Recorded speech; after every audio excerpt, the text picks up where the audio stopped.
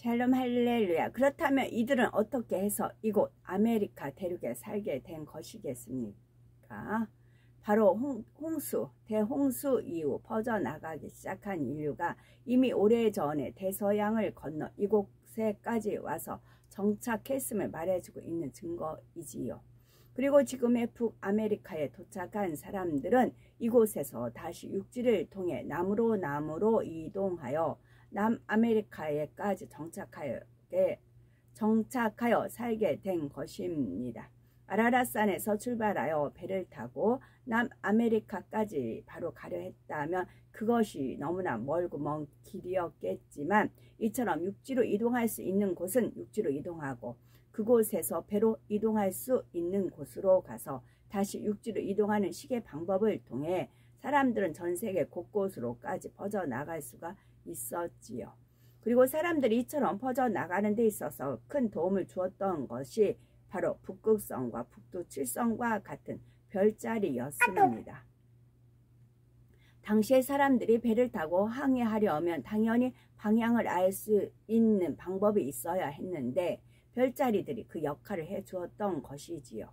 그래서 하나님께서는 이렇게 길잡이 역할을 하는 별까지도 이미 다 아시고 섭리해 두신 것입니다.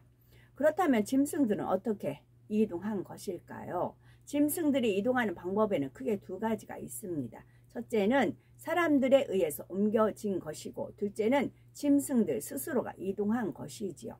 노아의 홍수 이후 사람에게 동물이 식물로 허락되면서 일부 동물들은 매우 귀중한 재산이 됩니다. 홍수 전부터도 이미 가축이라 불리는 동물들이 있어서 이러한 동물들은 사람들과 함께 살아갔지요. 그런데 홍수 이후에는 양식으로 쓰여질 가축까지 더해지면서 가축은 사람에게 있어서 뗄래야 뗄 수 없는 존재가 되어집니다. 그러니 사람들은 새로운 땅을 찾아 이동하면서 이러한 가축들을 당연히 데려가게 되지요. 그래서 오늘날 전 세계적으로 사람들이 사는 곳에는 거의 공통적으로 존재하는 동물들이 있는데 예를 들면 소, 닭, 개, 돼지, 말, 오리, 토끼, 염소, 양 등이 여기에 속합니다. 물론 이 중에는 지역이나 기후에 따라 조금씩 차이가 나기는 하지만 사람들이 사는 곳에는 대부분 이러한 동물들을 볼 수가 있습니다. 오늘날만 그런 것이 아니라 역사를 보아도 이미 오래전부터 이러한 짐승들은 사람과 함께 살았지요. 그 이유가 바로 사람들이 전 세계로 퍼져나가면서 이러한 짐승들을 함께 데려갔기 때문입니다.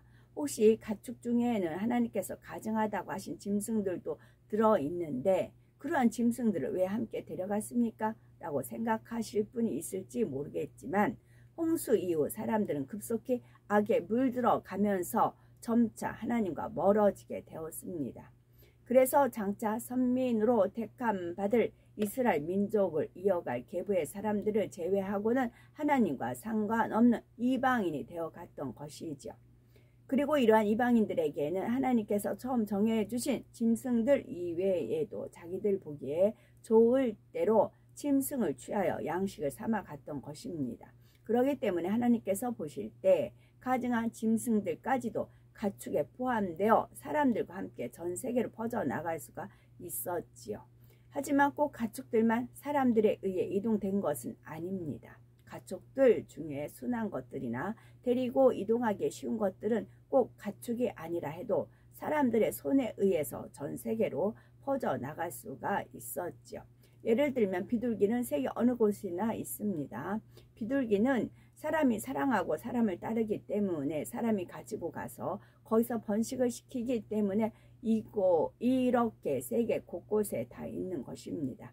사슴과 같은 순한 동물의 경우는 북아메리카는 물론이고 유럽과 아시아 전역에 걸쳐 매우 넓게 분포되어 있습니다. 하지만 호랑이와 같은 경우는 전 세계에 분포되어 있는 것이 아니지요. 시베리아와 인도, 한국, 말레이시아 등 주로 아시아 지역에만 분포되어 있습니다. 이는 홍수 이후에 약육강식의 법칙이 생겨난 이상 가축들에게 해가 될 수 있는 호랑이와 같은 맹수까지 굳이 함께 데리고 이동할 필요가 없었기 때문이지요. 따라서 사람이 데리고 이동한 것이 아닌 짐승들은 스스로 이동했다는 사실을 알아야 되겠지요.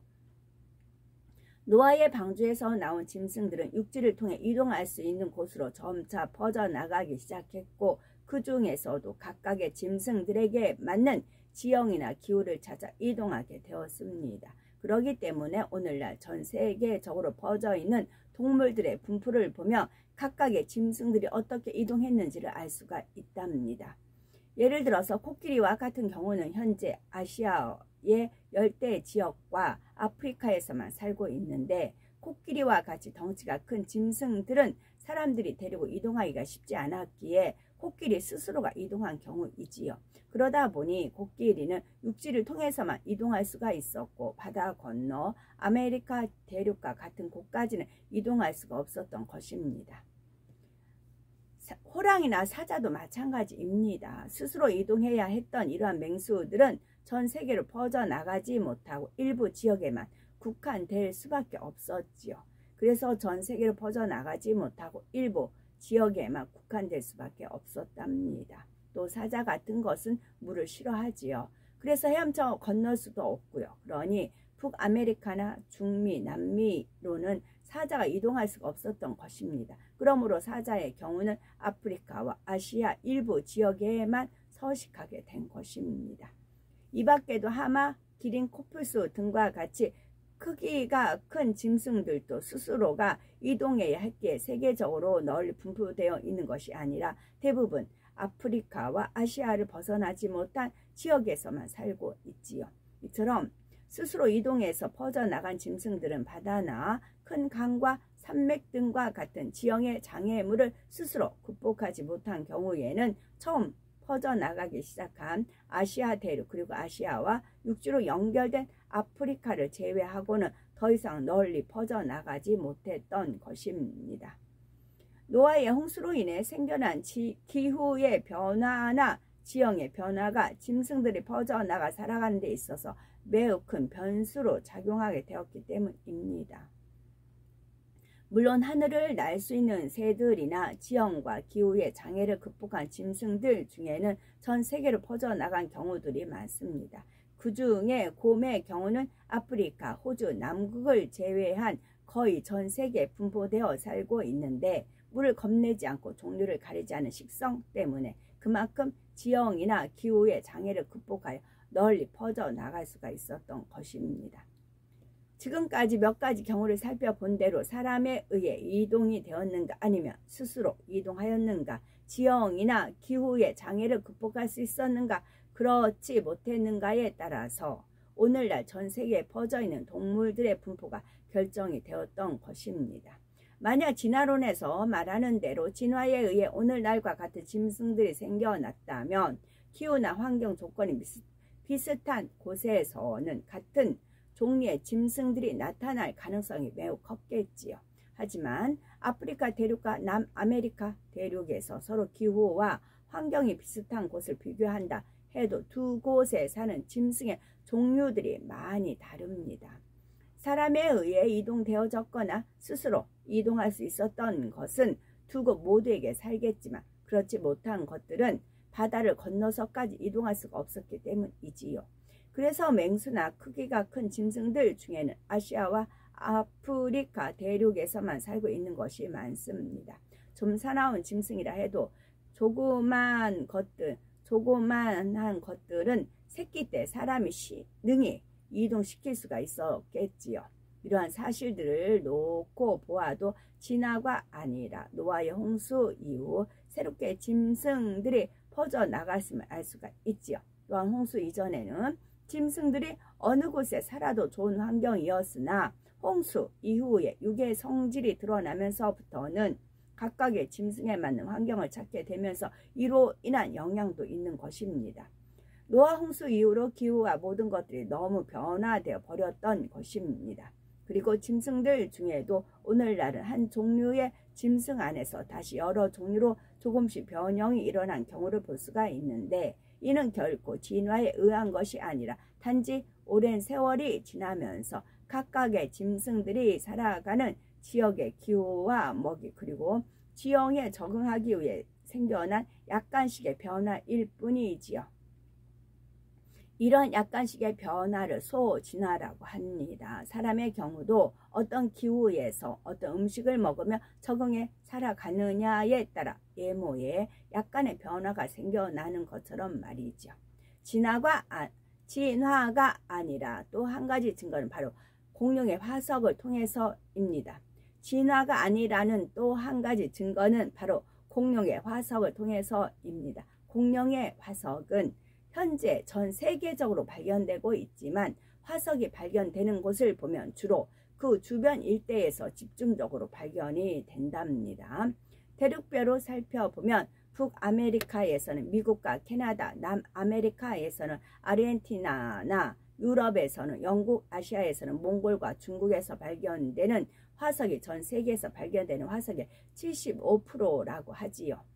이 밖에도 화석이 발견되는 나라들을 보면 전 세계 곳곳에 퍼져 있음에도 불구하고 그 나라 안에서도 특정 지역에 밀집되어 있답니다. 이는 곧 무엇을 말해주는 것일까요?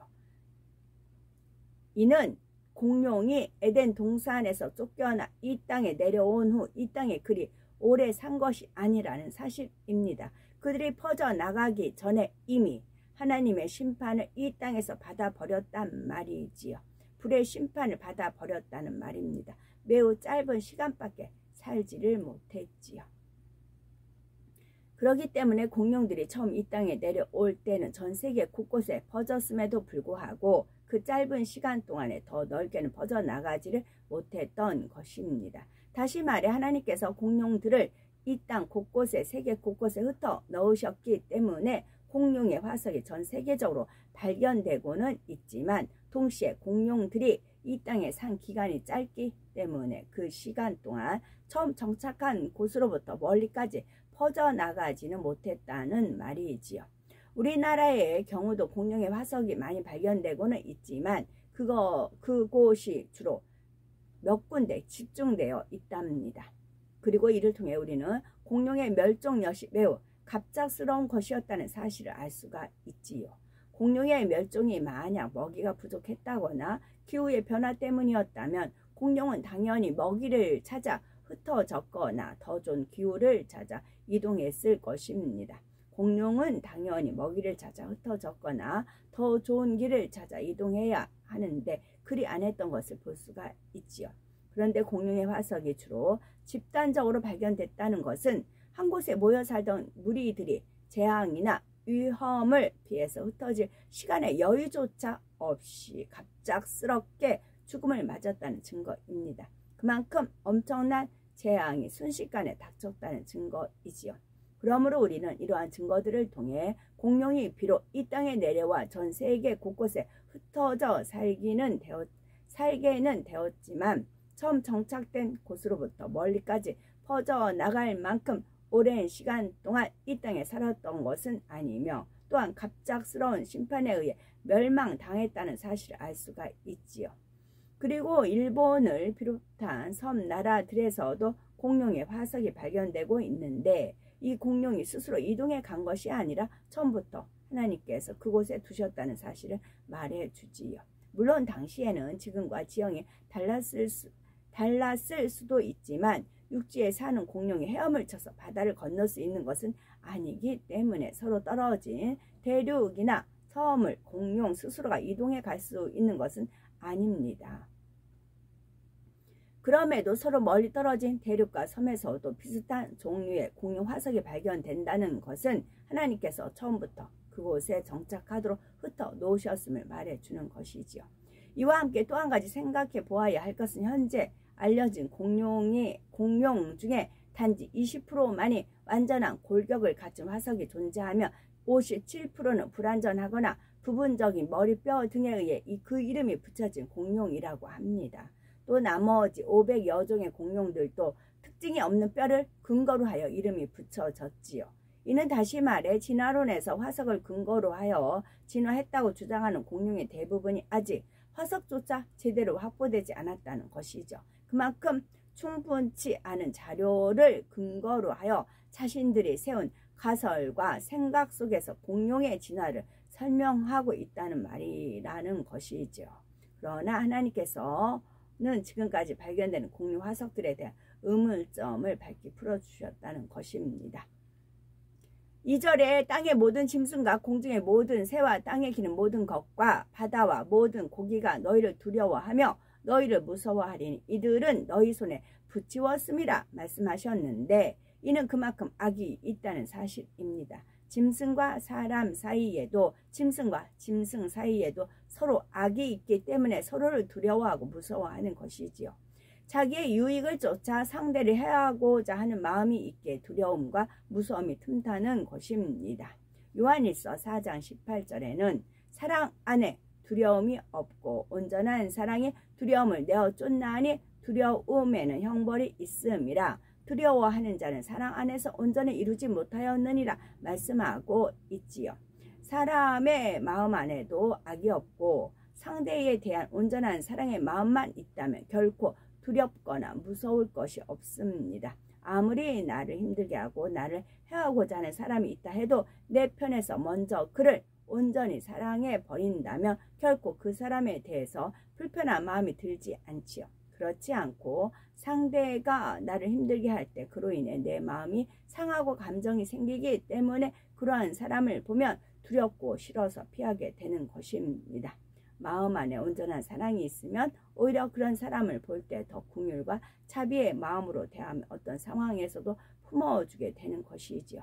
그러므로 로마서 13장 10절 사랑은 이웃에게 악을 행치 아니하나니 그러므로 사랑은 율법의 완성이니라 하신 말씀대로 마음 안에 온전한 사랑을 이루어 율법의 완성을 이루어야 되겠지요. 그래서 이 땅에서도 우리의 마음이 천국을 이루어 날마다 새 예루살렘의 소망 가운데 더욱 뜨겁게 달려가는 우리가 되어야 되겠지요.